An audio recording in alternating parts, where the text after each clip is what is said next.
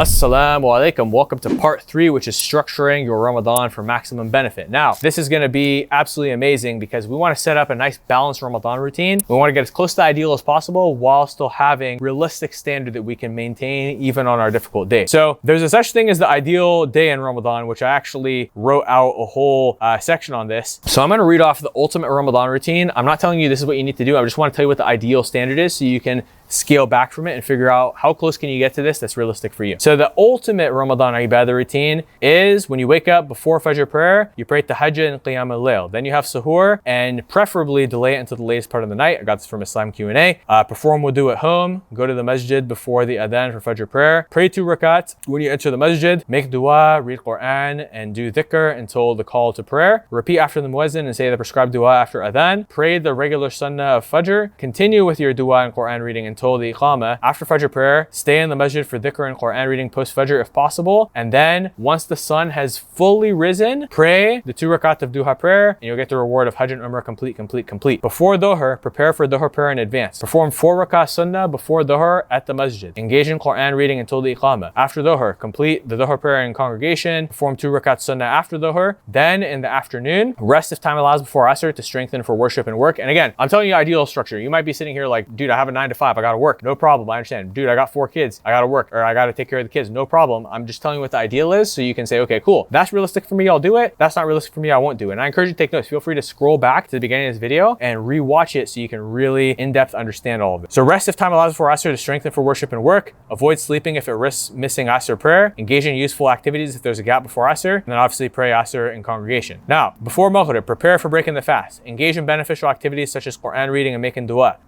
Participate in offering iftar to others if possible. There's tremendous reward for feeding others, breaking their fast. After Maghrib, pray in congregation, followed by 2 rakah, which is the sunnah of Maghrib. Spend quality time with the family, avoiding haram and engaging in beneficial discussions or readings. Isha and Tarawih, attend Isha prayer at the masjid, followed by the regular sunnah and Tarawih prayers. Engage in personal or family programs that align with Islamic teaching and avoid haram activities. Before sleeping, follow the etiquette of sleep prescribed in the Sharia. Complete your daily portion of Quran reading if not done already. Engage in dua and beneficial reading before sleep. And then end of day, wake up before suhoor for dua, especially in the last third of the night, and repeat it all over again, starting with Tahajjud and Qiyam al-Layl. So this is the ideal daily Ramadan routine. And then weekly, there's a nice weekly checklist, which is Friday on Jummah, attend the Jummah prayer early, stay in the masjid post Asr for Quran reading and dua until the last hour of the day, and then use the day to complete weekly religious activities like finishing the weekly portion of the Quran, whatever else was a goal for you. And then of course in the monthly checklist, throughout Ramadan, you want to prioritize acts of worship and closeness to Allah. Organize your time efficiently to maximize good deeds and acts of worship. Some people even, especially business owners who can afford to do this, who are at a stage in their business where they don't have to grind super hard all the time, can actually even try to take time off in Ramadan.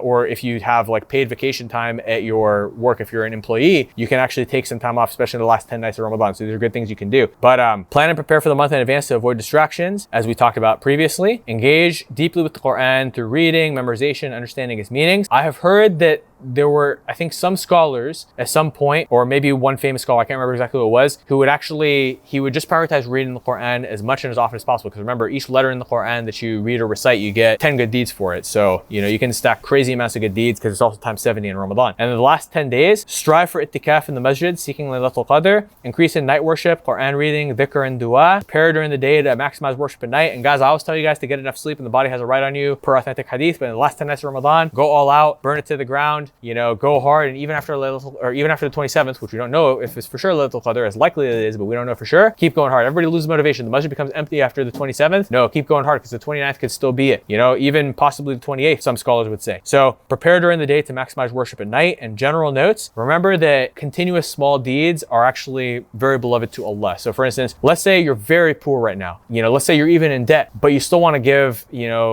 obviously if you have no wealth to your name, from what I understand, you're not obligated to give zakat, but you still want to get the good deeds of sadaqah. So what if you give $1 a day or even a penny a day? I think I heard a hadith that was, and you guys can correct me in the community if I'm wrong, but I think even half a day in charity is considered worthy of charity if that's all you can do. And if you don't even have that to your name, you know, doing acts of service, maybe offering to help clean up after Tarawih at the masjid, even, you know, these things can all count as sadaqah for you. Even smiling is a form of sadaqah, compliments, helping somebody with something, helping your parents, you know, helping your spouse or your kids, doing extra things for them with the intention of doing sadaqah for the sake of Allah. Boom, there you go. Even if you have no money, but do it consistently every day, even if it's something small, even if it's $1 a day that you donate, even if it's, you know, whatever it might be, these things are most beloved to Allah, the small continuous good deeds. Strive to organize personal and family life in a way that enhances your worship and avoids distractions. Make a sincere intention at the start of the month to fulfill these actions completely. So again, as I mentioned, this checklist is flexible and should be adapted accordingly to individual circumstances while maintaining the essence of worship and devotion during Ramadan. So, okay, so now I've told you what the ideal day is. I encourage you to go back and watch that through again, and we'll attach the checklist down below as well, inshallah. Go through and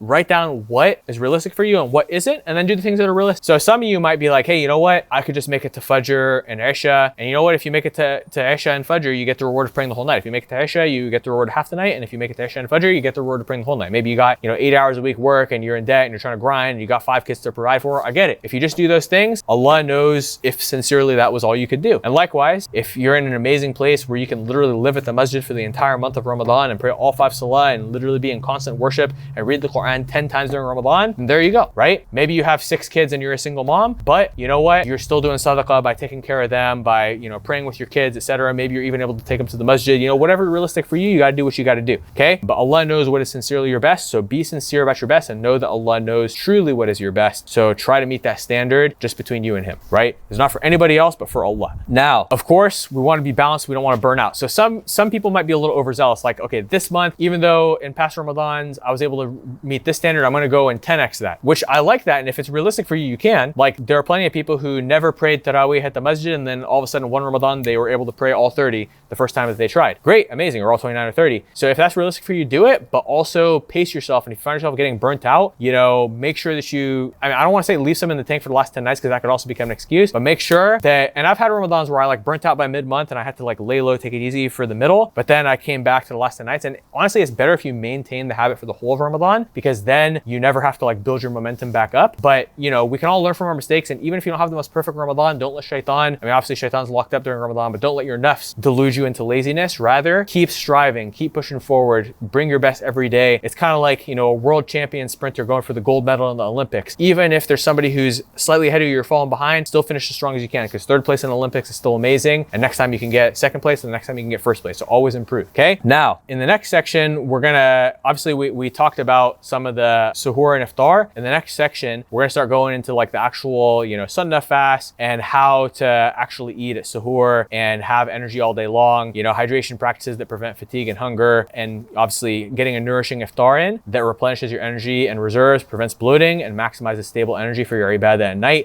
See the meal plan template structure for more specifics, and inshallah we'll also go into how to work out during Ramadan and everything else that we need to be able to do. So inshallah, I look forward to seeing you there, and bismillah, Allahumma barik lana Ramadan. Inshallah, I'll see you on the other side. As-salamu alaykum.